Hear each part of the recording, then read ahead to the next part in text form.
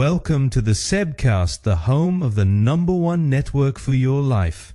This is where we think more slowly, look more deeply, and discover that Jesus didn't just work then, but is working now. We live in a time where one idea has almost become untouchable: follow your heart, trust your feeling. If it feels right, it is right. If it doesn't feel, it's probably not true. But what if your emotions aren't always reliable?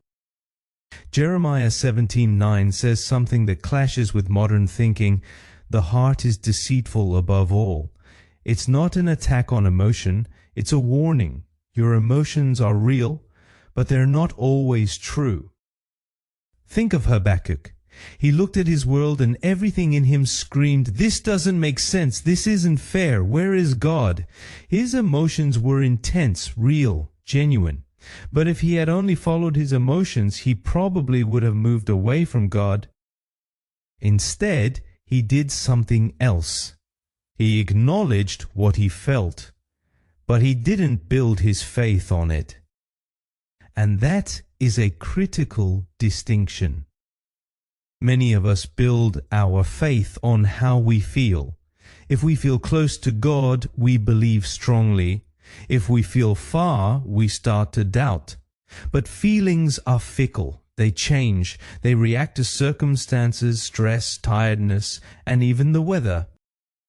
If your faith is built on how you feel, it will go up and down with your emotions.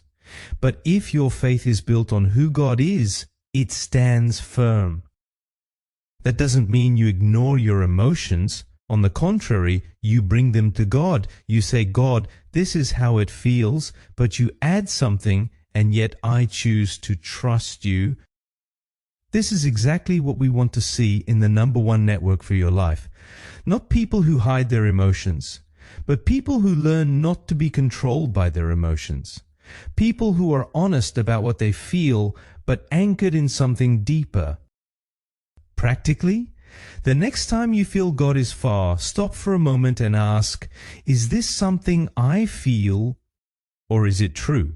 And remind yourself of something you know is true about God, from His Word, from your story, from His faithfulness.